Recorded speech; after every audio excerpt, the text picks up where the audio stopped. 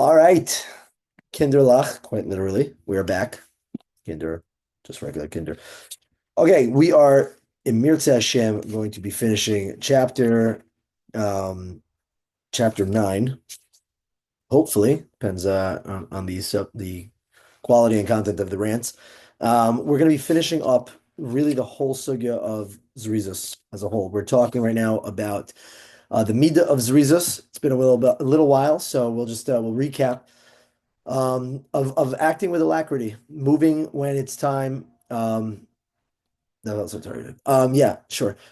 Getting to where we need to be, and acting right in the inception of a mitzvah and finishing it with its completion. And what are the factors that undermine it? So last week we were talking about excessive fear, that you're actually considered a sinner, someone who fears a lot.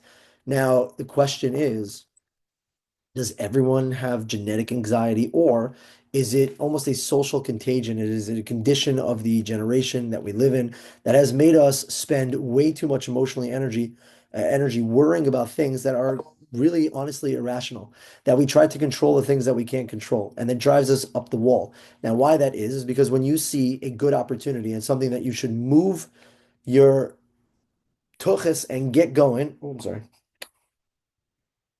I'll watch my language. Um, you stutter and you hesitate simply because you start getting involved in the what ifs. It's the hesitation, it's the constant thinking of like, oh, but what if this happens? Maybe I can't take that step forward because of X, Y, or Z, whatever it is. That nonsense is the Yetzer Hara that poisons your mind and freezes you. It grips you in fear. Fear can be absolutely paralyzing. And therefore, right, it's going to detract from a person's zrizus. So you have to be normal, you got to be healthy. And that is where we're going to continue to really talk about this subject, but also by the end of this chapter, really discovering what the theme is. And I would say like this, if we had this element, today's topic, if we had this element baked in to all of our interactions and all of our avodas Hashem specifically, and our interpersonal relationships, then we would be holding okay. It's when this midah goes to the wayside and this starts to fall out of it, now we start to get into real problems. Okay? And that answer, and the answer to it, what we're going to talk about is that a person needs to be healthy. It's the big H. You got to be healthy. Healthy in everything that you do. You have to be approach it from a healthy standpoint. And it's very easy for someone to identify, not within themselves. That's the challenge, is identify when you're not being healthy. But it's very easy to identify when another person's being unhealthy, which is why obviously having a mentor is important. Having a Rebbe is very important. When you see somebody being, hysterical or obsessive over something, and it's just like, yeah, you got to chill. You got to take a deep breath. Everything's going to be okay. There is, at least certainly within the realms of TJJ and NCSY, I see so many people fail in their avodas Hashem simply because it's done in an unhealthy way. It's a failure because they're not. They are a great example is taking on too much too quick, or this obsession of there's things that I need to do, where it's like, do you want to keep Shabbos now this week or for the rest of your life? A person doesn't know how to set themselves up for success because they're not used to being healthy, right? Just healthy lifestyles, habits, and mindsets and ways of thinking and attitudes and habits have all just gone out the window in today's generation. But let's continue to talk about the element of fear and the role that it plays in it. And the two ends, the psycho ends of the spectrum. You're not supposed to be an extremist. Right? You're supposed to live right there in the center, in the happy center, in the healthy center. Life hangs in the balance. So let's dive in. We're going to be on page 50 over here, right? At the second paragraph here, or the first starting paragraph.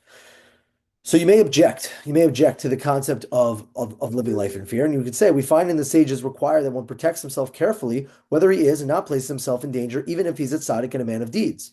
Right? If there is a danger out there, again, what we're talking about in the context of somebody who's saying, "Oh, I can't go out there; it's going to damage my right." If I go out there and do that mitzvah, if I go and I go to yeshiva or seminary after, right, that's going to danger my.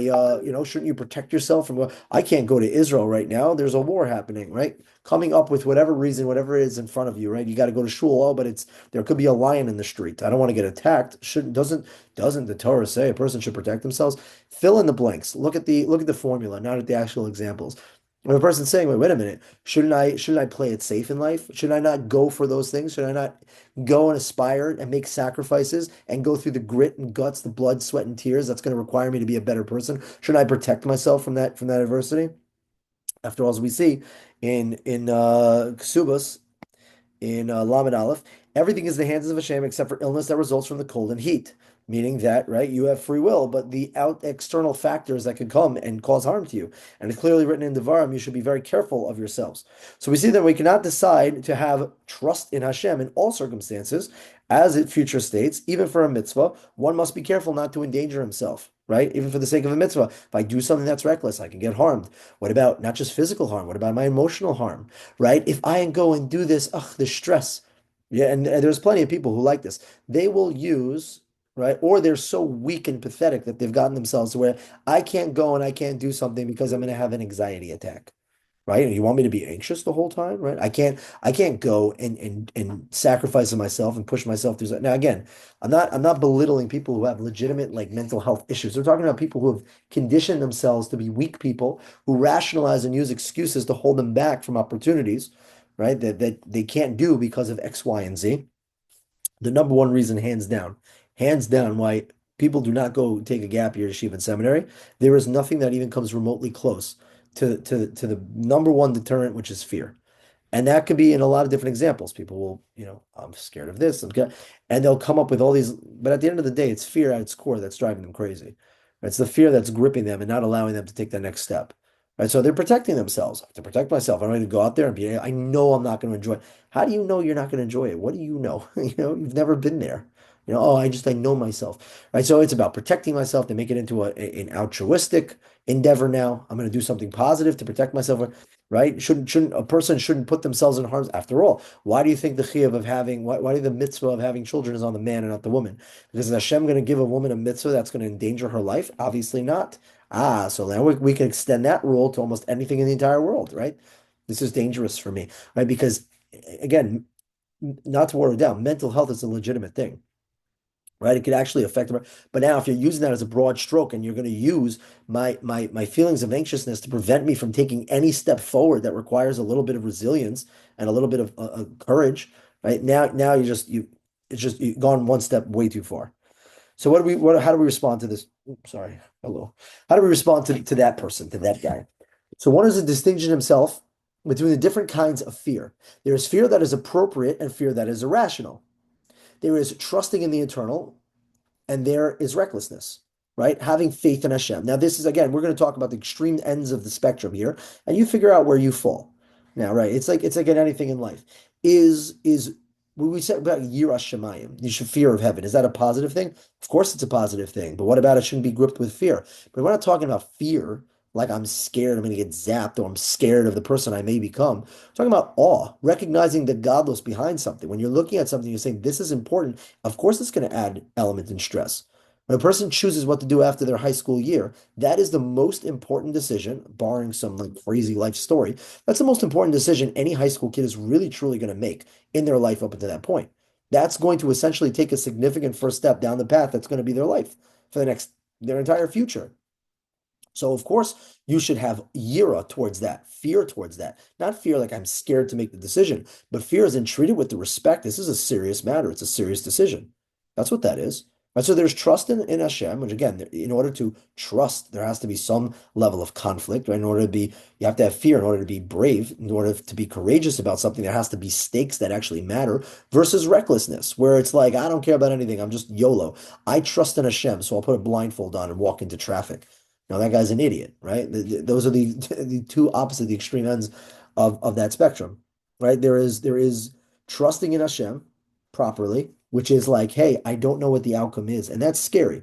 It is very scary to not know what the future holds. But does that mean a person shouldn't take the shot, right? Not to use that corny expression, you're going to miss 100% of the shots you don't take, but that's life. If you prevent yourself from taking opportunities because you're scared of, what's the outcome going to be? That's crazy. There has to be a trust in the eternal, trust in Hashem. And then there's recklessness. Those people who are just like, I have complete emunah. I don't got to do anything. I can sit on my butt and eat chips and watch TV all day, and I'm going to find the shidduch, and Hashem's going to provide me with money. For the master, blessed be he, created man with an intellect mind that has the ability to reason, so that they would be able to conduct himself properly and safeguard himself from the noxious phenomenon that has been created to punish evildoers. Now, I said it before, I want to repeat it because it's so important. My Rebbe shared this with me, and it is so important for all of us to recognize the relationship, or at least the expectations that Hashem has from us. When I asked my Rebbe, I said, please, I was in a difficult situation, and I presented I said, I presented a fat what if, a fat, juicy what if.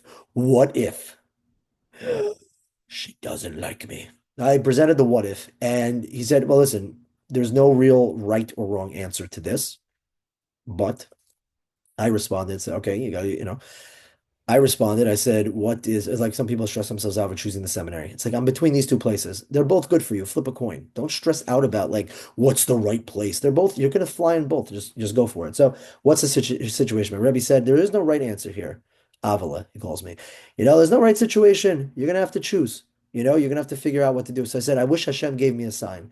And he said, and this, write it down if you have a notebook in front of you because it's so important. He said, the biggest sign that Hashem ever gives you is your seichel. He gave you a brain that has the ability to rationale. You have the ability to be able to use, we call it seichel. You have a Yiddish cup.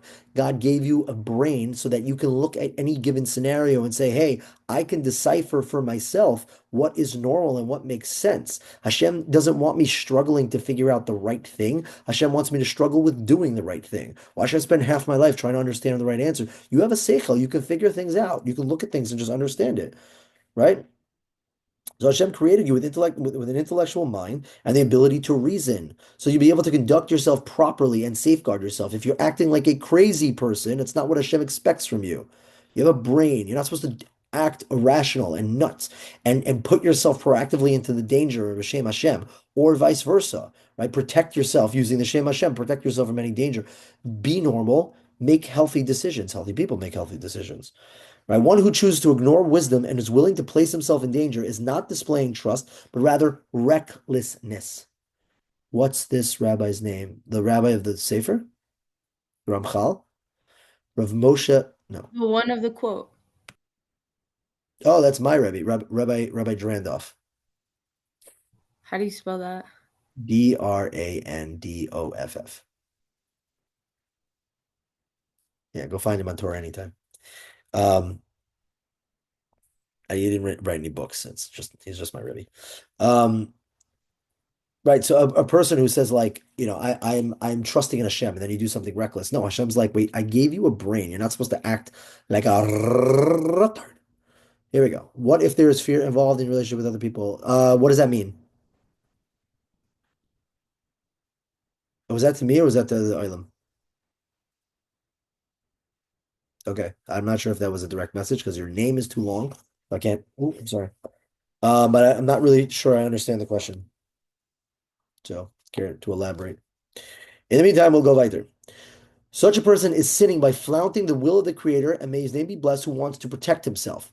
Therefore, besides the inherent danger that he's liable to bring upon himself due to his carelessness, he's also directly at fault by sinning against the Eternal's will. Point and simple, what the point he's trying to make is that if you do things that are reckless without thinking and assuming that Hashem is just going to protect you because that's what Hashem does, right? You don't play in the microwave. You're like you don't do dumb things thinking that Hashem's always got you. Even your emuna has to come with intellect, with rationale. You have to be normal. You have to be healthy in your relationship with Hashem. You can't just like be reckless for better or for worse on either end of the spectrums. You got to be normal and healthy. Consequently, the sin itself brings on his punishment. By contrast, the precautionary fear that we mentioned above, grounded in knowledge and intellect, this is appropriate, as what it's been said, the wise man sees the evil and hides, the foolish pass through it and are punished. Right?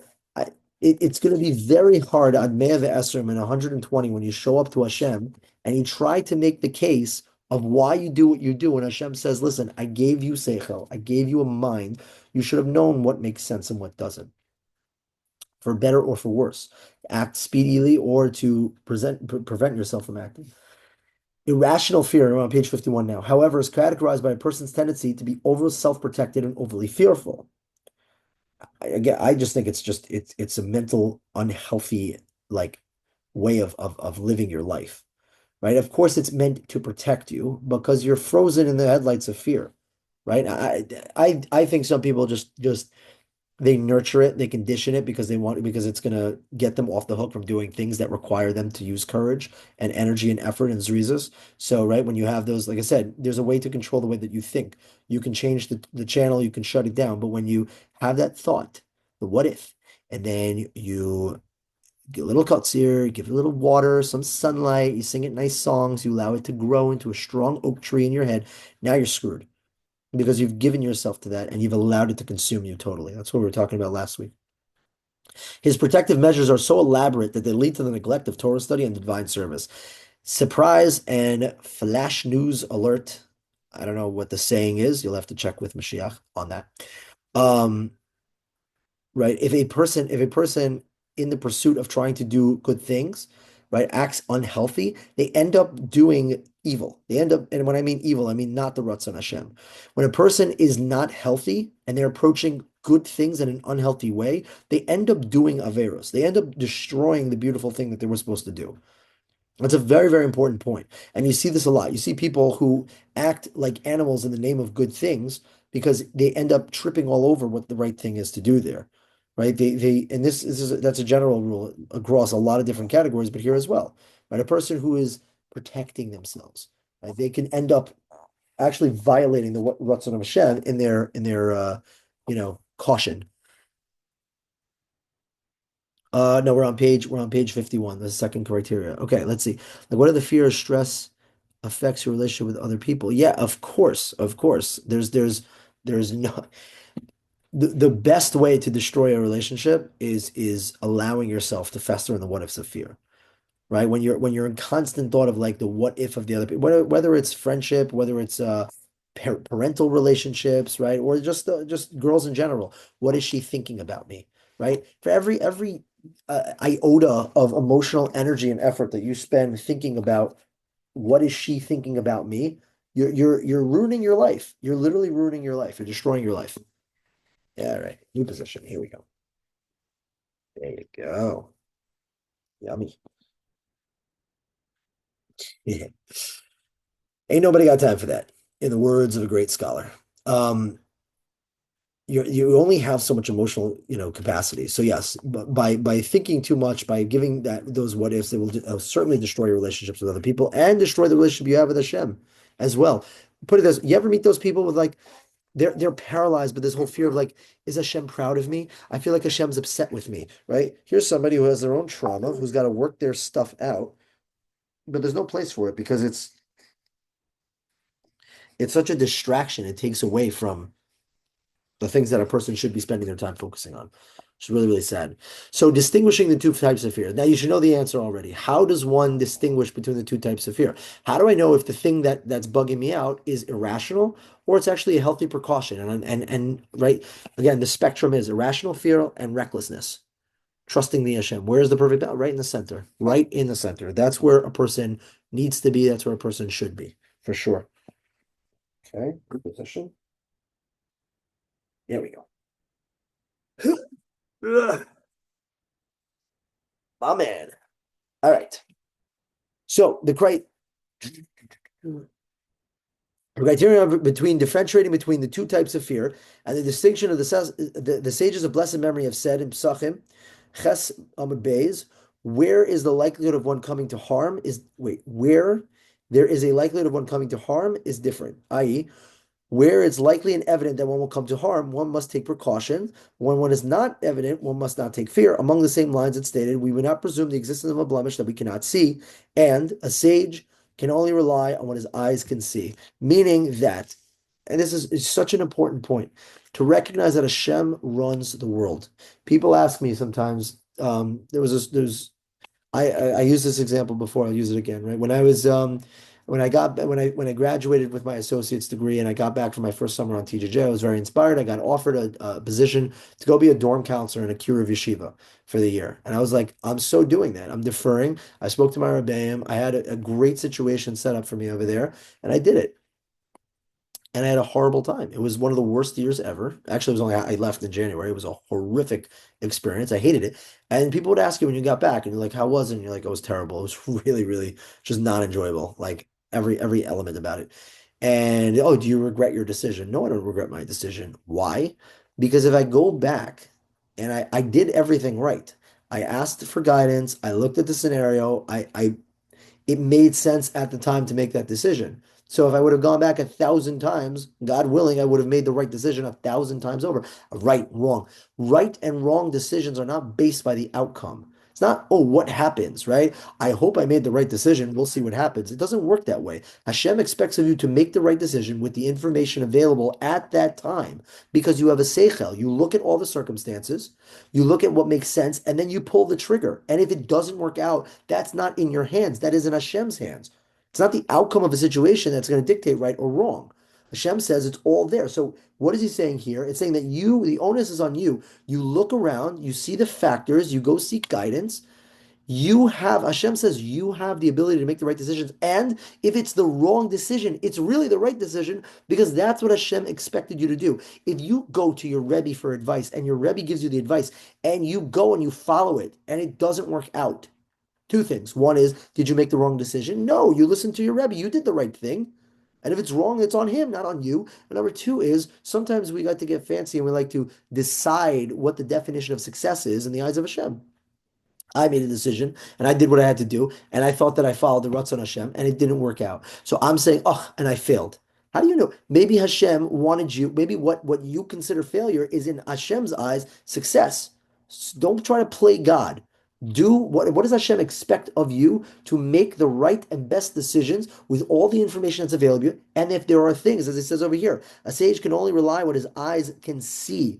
Baba Basra, if I don't know that element exists, then I can't make a decision based on that element. Hashem hid it from me. I didn't know that that was lurking in that, but there's a reason I don't run the world. Hashem just expects me to make the best decisions based on the things that the way that events unfold. That's what's asked of me to be courageous in those situations.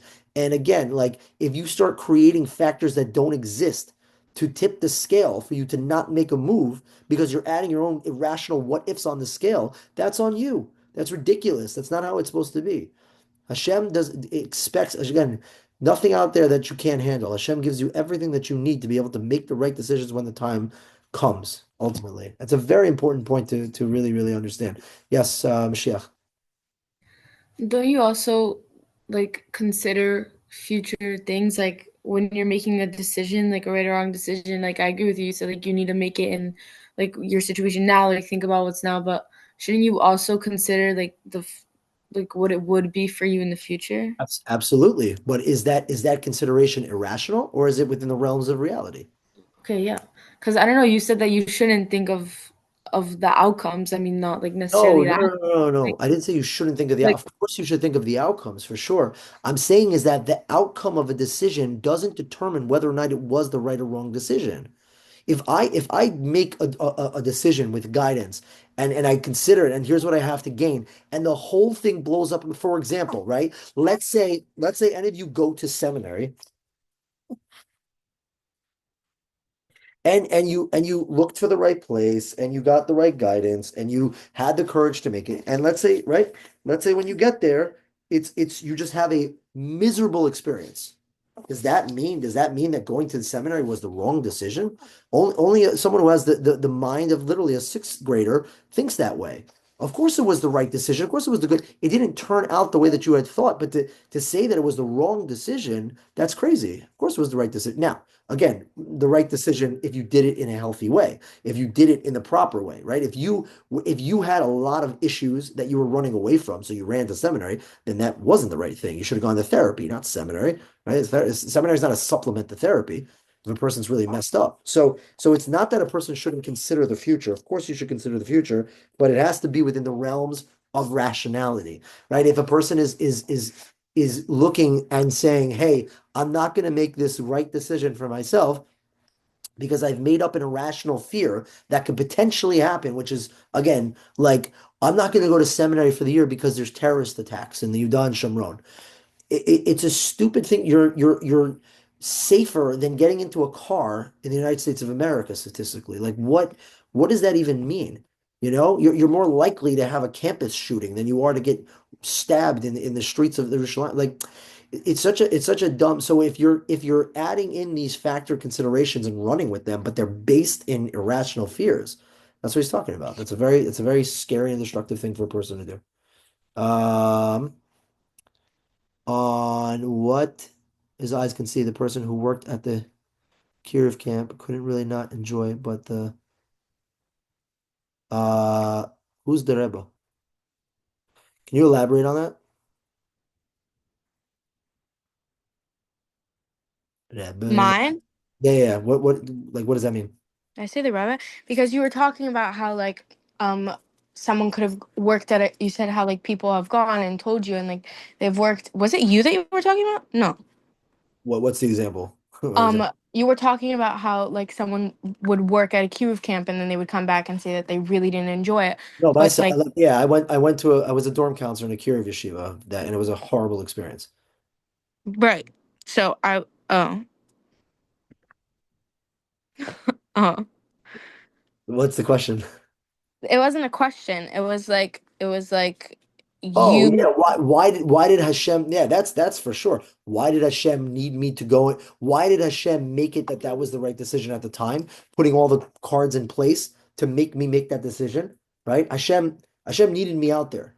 I don't know why, but He made it the right decision at the time, and I went for it, and I did the right. right thing. I had a miserable time, but obviously that's Hashem's business, how He orchestrates the world, whose life I impacted or didn't impact, and happens to be I actually.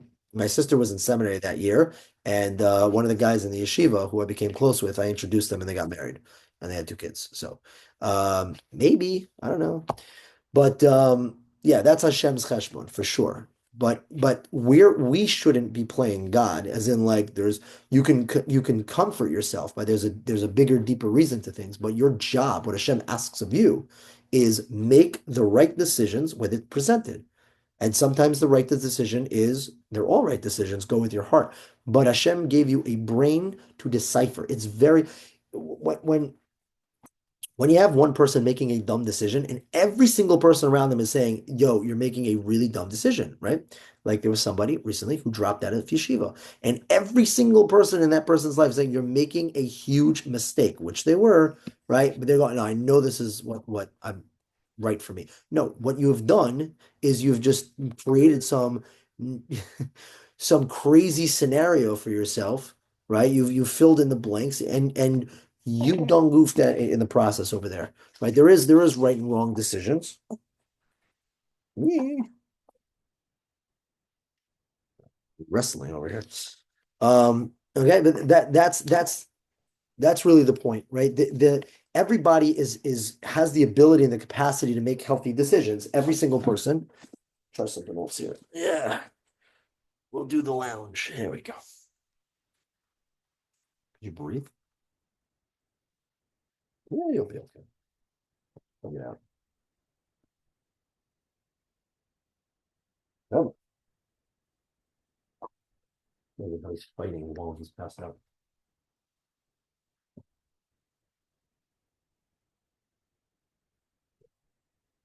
Oh, don't do that. Don't do that.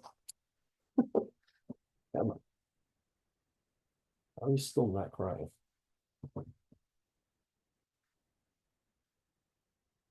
Any technical difficulties? Okay. There you go. Oh, nope. Not yet. Hang in there. Almost there. Come on. Come on. He keeps turning. I don't know what you want from me. Oh. Ugh. Okay. It's nothing like the smell of regurgitated milk on your shirt. Yep. You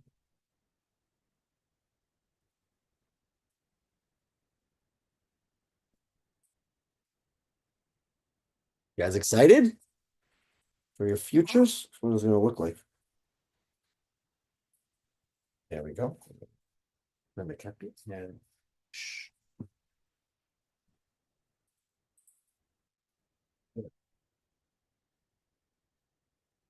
Yeah. Money, dad of the year. Okay. Um, da-da-da-da. Okay, the because likelihood of different. What is likely evident will come to harm. One will be take precaution. It's not evident. One need not fear. Right. So if a person uses their seicha, which Hashem gave them, that is what is expected of you. Then you will be okay. Presumably, always have a mentor. Always have a rebbe. Don't ever trust yourself fully. Go and battle test it. Check it with somebody for sure. Along the same lines, it states, we do not presume the existence of a blemish that we cannot see, and the sage can rely on what the eyes can see. All right, this means that the verse cited previously, the wise man sees evil and hides. Why? Because if you see it, that's enough. Hashem has shown you what you should be avoiding. This can only be referred to hiding from evil that one perceives, not from something that perhaps might possibly happen. And this is previously the intent of the verse that I've mentioned before. Thus said the indolent, a lion is on the road, a lion waits in the streets. If you are making poor decisions based on theoreticals that can happen, I promise you, right, again, within reason, if it's a very probable, right, not like, hey, I'll jump off this cliff and I'll be fine. I don't know how shallow the water is. I'm not talking about that. But a person who I can't go out because there might be a lion in the streets. Dude, you live in Miami. There's no lion in the streets. So that Hashem, if you think you're not going to be held liable for that, then you're crazy. Hashem is going to be like, how did I know? Well, because you have an eyes and you have an ears and you have a brains. The sages of blessed memory aptly explain this idea to demonstrate just how effective baseless fear can be in deterring one from doing a good deed. This is all the workings of the Yetzer Hara. Shlomo said 7 things about an indolent person as follows. People would say to the indolent person, your teacher is in the town, go and learn Torah from him. And he would respond, I'm afraid of the lion in the road. If they say to him, your teacher is in the community, he would say, I'm afraid there might be a lion in the streets. They would say to him, he's within your house. He would say to them, if I go to him, I will find the door locked. And they would say to him, it's open. And when they no longer knew what to answer, he would say, it doesn't matter whether the door is unlocked or locked. I would like to sleep a little bit more.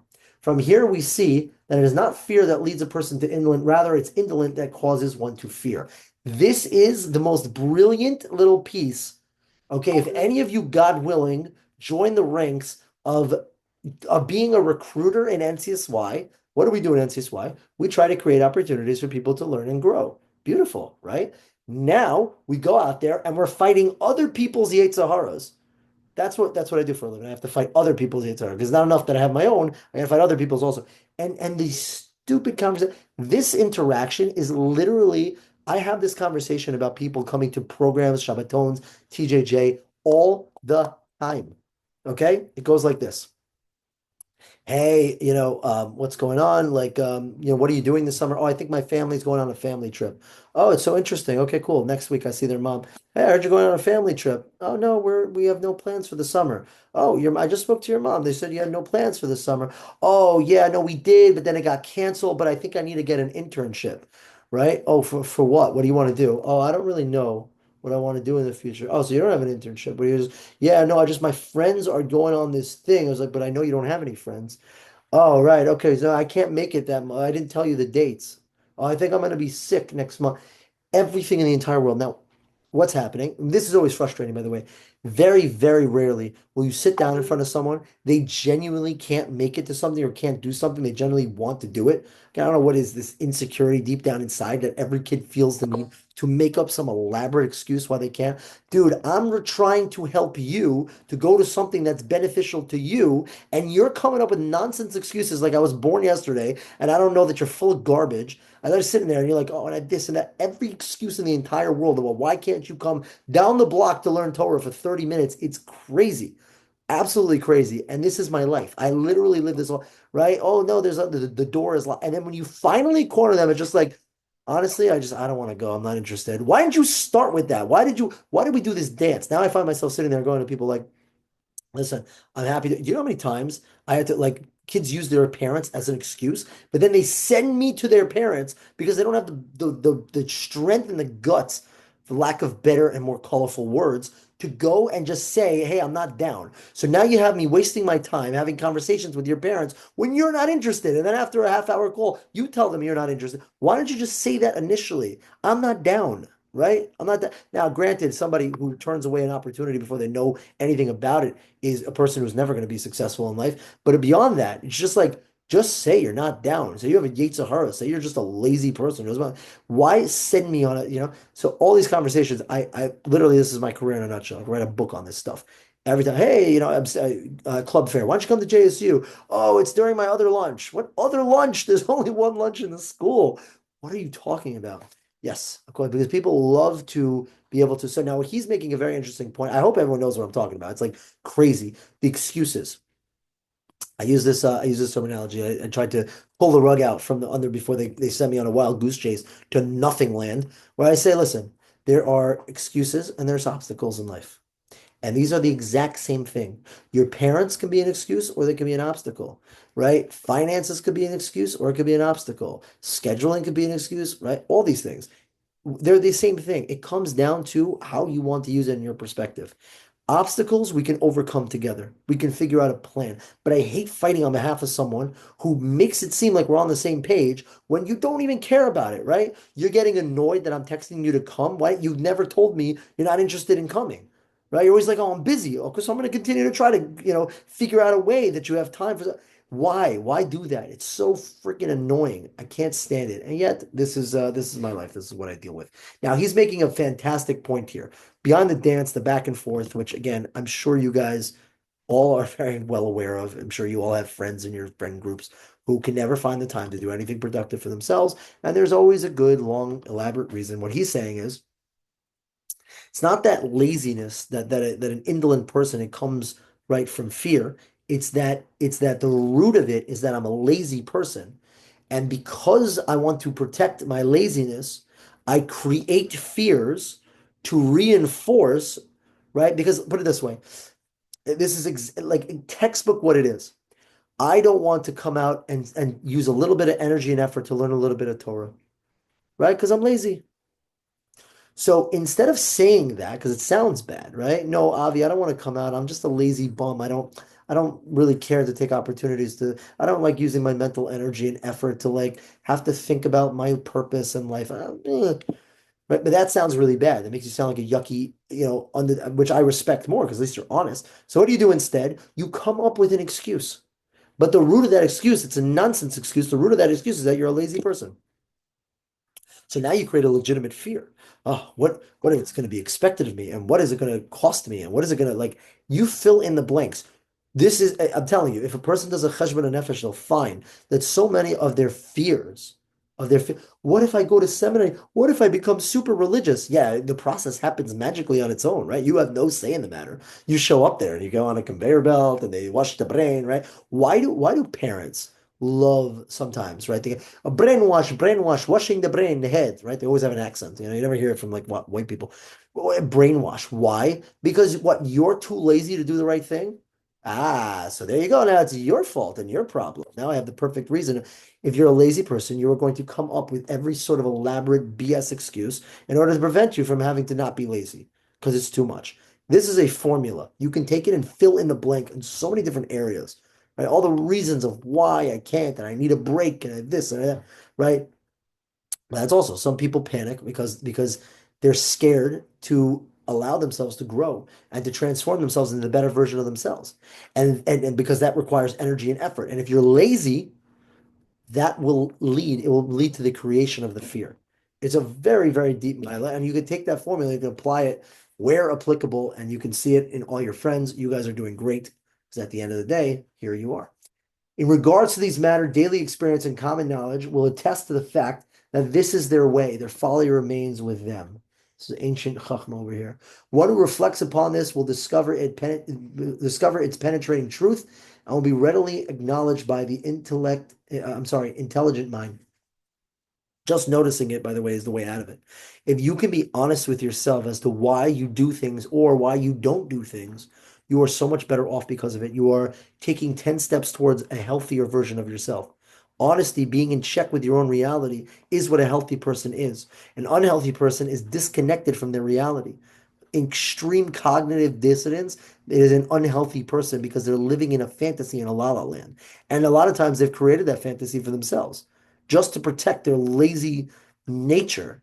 to not have to put in any work ethic and make it everyone else's fault, to create all these irrational fears to reinforce all that.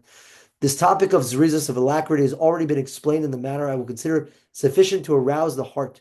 The wise person, however, will grow wiser, further adding to his wisdom, meaning he's always going to dissect the whys I do what I do and aspire to act and live in the type of person that you want to live. Again, this type of stuff destroys a person. A lazy person is the opposite of being zrizos.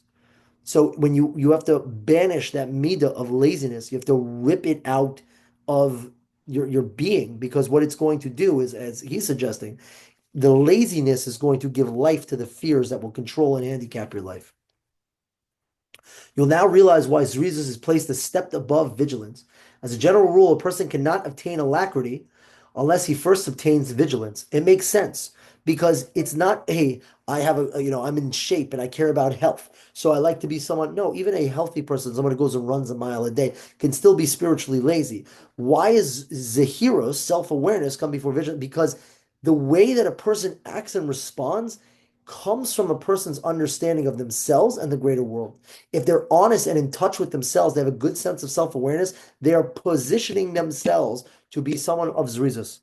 You will act when you see an opportunity that's good for you. If you can't define what's good or bad for you, and you're handicapped by your laziness because you have no sense of self. When you see a lazy person, like a kid who just makes up an excuse for everything in the world, why they can't do anything, they're lazy. You see them, you know them better than themselves. Sometimes I think to myself, do you believe the garbage that's coming out of your mouth right now? And it's like, yeah, you probably do. Probably lay in bed at night and go like, well, I shouldn't feel bad about myself because after all, there's a lion in the streets. If I know you better than you know you, we have a problem. You should know you the best. And if you know you very well, then you know what's at the root cause of your actions or your inactions. If you have laziness or you're a lethargic person and that's causing you to not act and not take opportunities, then that's something you should be aware of and you should banish from yourself entirely. A person who is not, ooh, yummy. I got a present. You. Yeah. A person who is not meticulously careful in what he does and does not delve into the divine service and its guidelines, which constitutes the virtue of vigilance, as I have written, will find it difficult to display love and yearning for the service that rush to the favor before of his creator. Yes, if a person wants to have a good and healthy relationship with Hashem, you want to have love and yira, you want to have all the proper things. It requires a person to condition themselves to be a vessel that can be makabel these things. Without it, it just won't happen. And by the way, that extends to your future marriages as well. If you want to be in a healthy marriage and healthy relationships, it's going to require zrizas. It's going to require all those elements to be able to fulfill those things with virtue. For such an individual is drowning in physical desires, he maintains the pursuit of his habits, which only serves to distance himself further from all of this. However, once he becomes aware of his deeds and he is vigilant about them and he assesses the mitzvos and the transgressions that he does, as we have mentioned, it'll be easier for him to turn away from evil and desire to do good. And he will do it with zrizas, and this is self-evident. We say midah, right? Mitzvah gereres mitzvah. And when a person takes steps in this direction, he is assisted by Hashem himself to be successful in conditioning himself and to be that type of a person. And that thus ends the chapter of zrizas. We should aspire to be people who act with zrizas when we see opportunities to take advantage of them. Because in the same way that you give $1 to 1,000 people instead of 1,000 to one, as the Rambam says, because conditioning yourself, chipping away water on the rock, that's what's going to make you into who you are. Zrizas is the same way. Every little small act of zrizas is conditioning yourself to be someone who is a bal zrizas, and you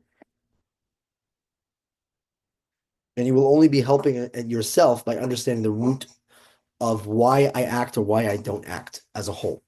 What's my name? Whose name?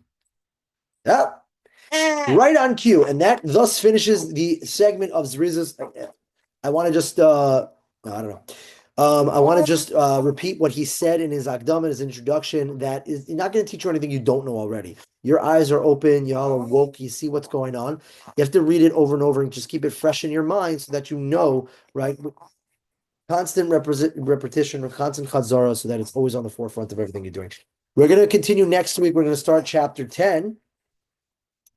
Be'aver hanikios, cleanliness, right? What it is to be a spiritually clean person and how that relates over to the physical. That's the next midah, right? It's not like we have to perfect the midos. We're learning about the different midos. So we're going to continue with that next on our journey to self-perfection next week, God willing.